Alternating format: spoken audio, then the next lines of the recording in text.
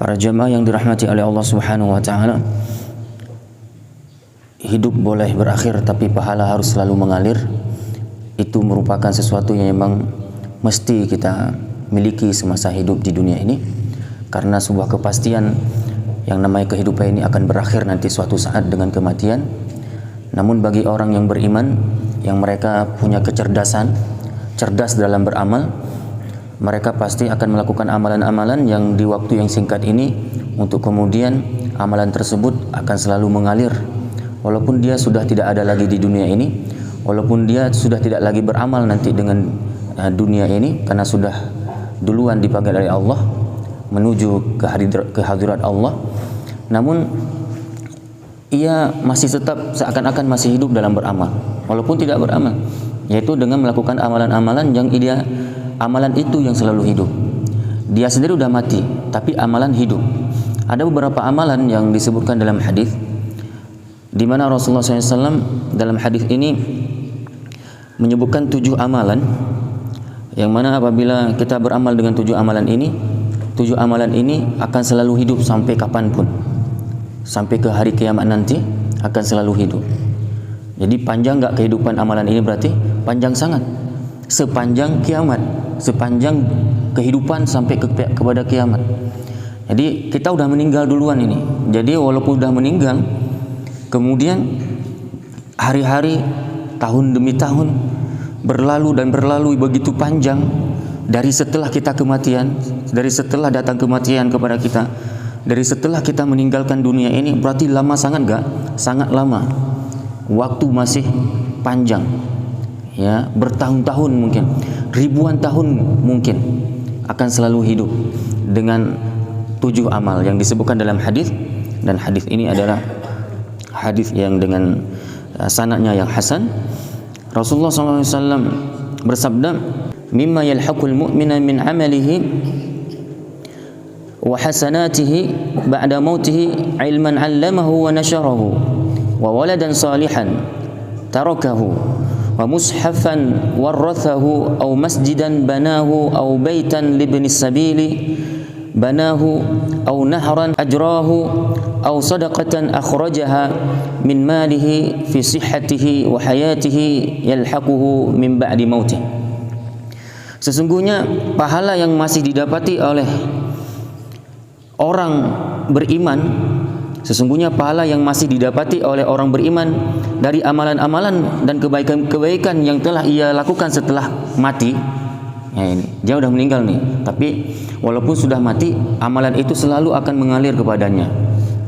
Ada 7 disebutkan dalam hadis. Pertama apa? Ilmu yang ia ajarkan dan ia sebarkan.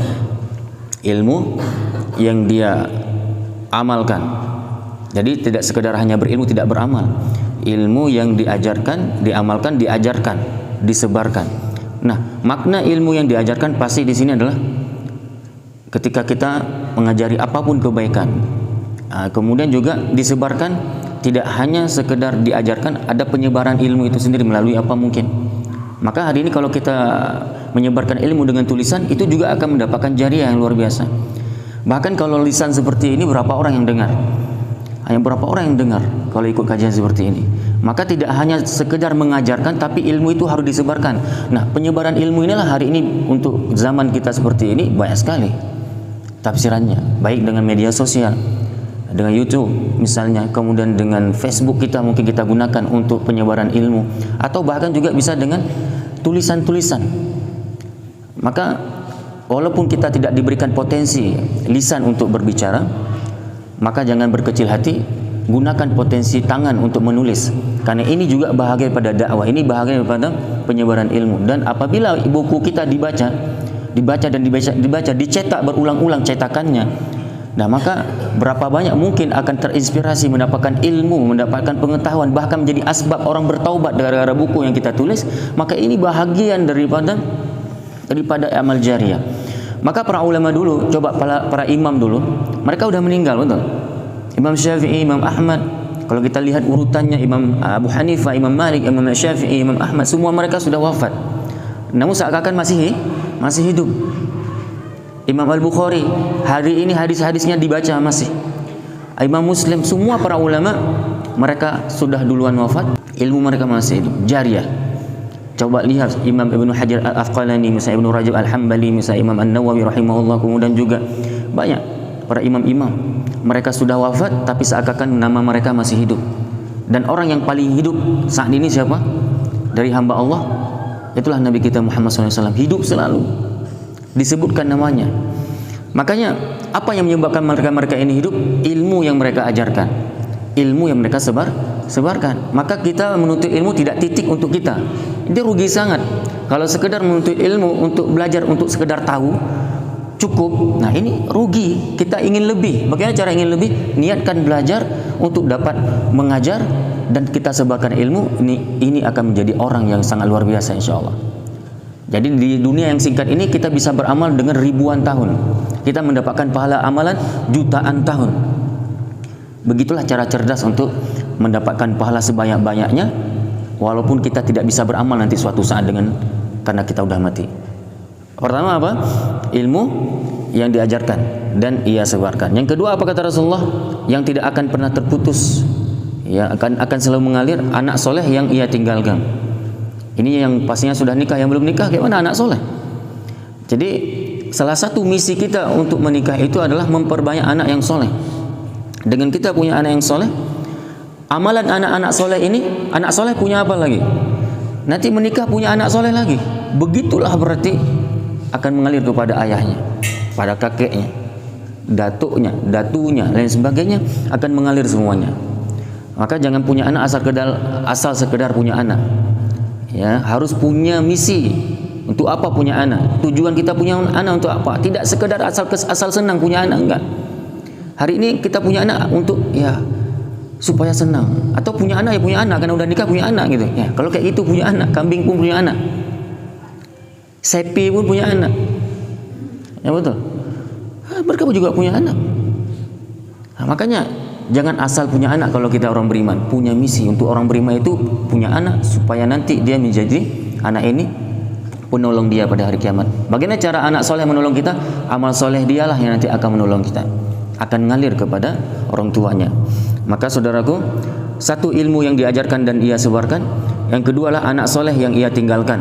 Begitu kata Nabi dalam hadis. Kemudian dilanjutkan, yang ketiga adalah mushaf Al-Quran yang ia wariskan. Mushaf Al-Quran yang ia wariskan.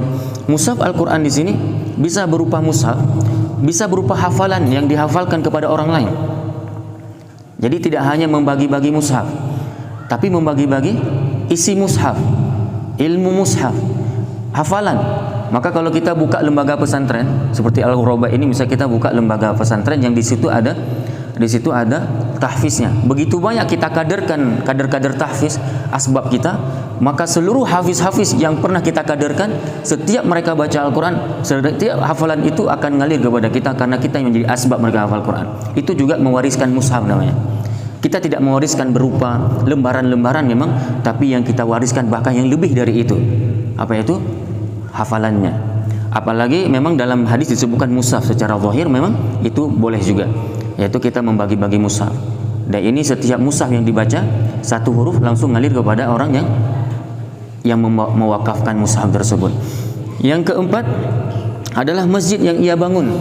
Ternyata membangun masjid juga merupakan jariah. Maka setiap orang sholat di masjid itu, mau sholat sunnah, mau sholat wajib, dan apapun aktivitas kebaikan dalam rumah Allah itu, selagi rumah Allah itu masih ada belum kiamat, maka setiap amal-amal soleh yang dilakukan dalam masjid itu akan ngalir kepada orang yang pernah membangunnya. Walaupun kita tidak membangun sendirian, tapi punya kontribusi kita dalam pembangunan masjid.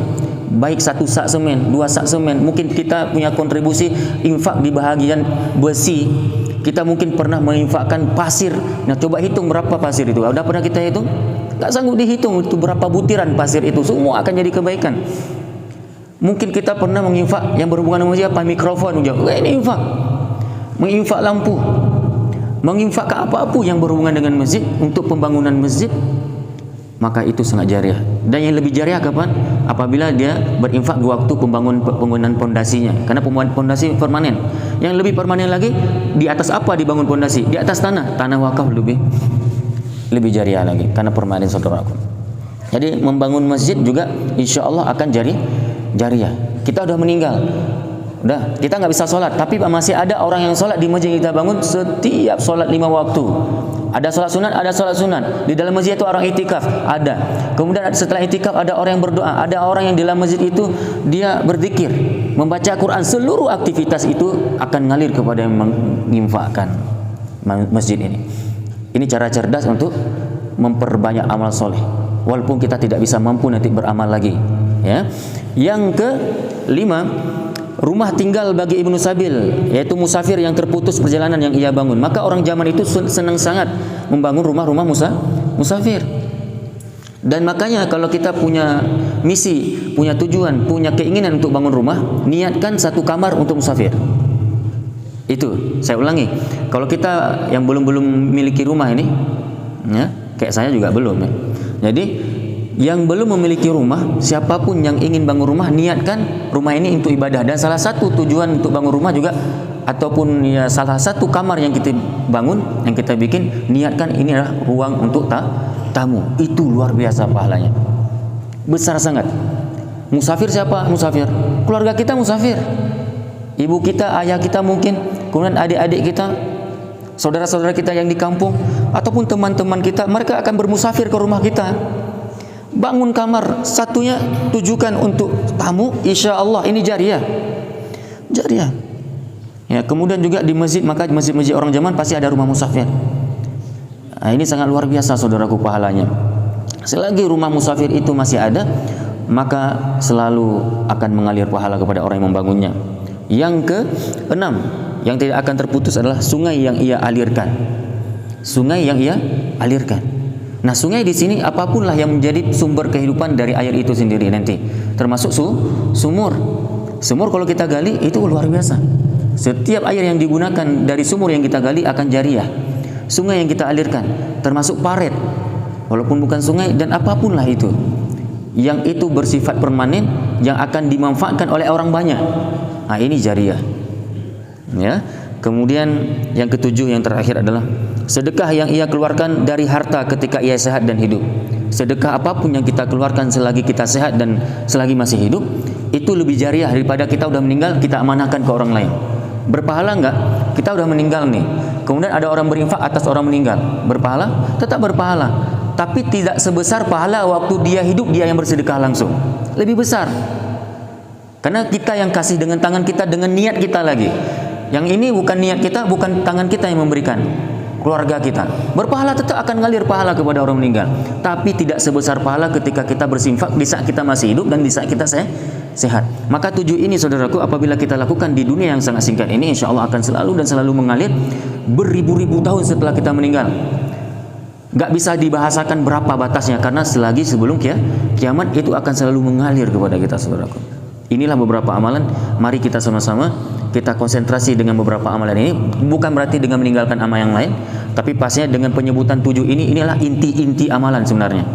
Ini sudah luar biasa pokok-pokok amalan, yaitu belajar ilmu, mengajarkan ilmu dan menyebarkannya, anak soleh ya, mushaf Al-Quran yang ia wariskan, masjid yang ia bangun, rumah tinggal bagi musafir, kemudian juga sungai yang ia alirkan, dan juga sedekah apapun yang dia berikan di waktu dia sehat dan selagi dia masih hidup.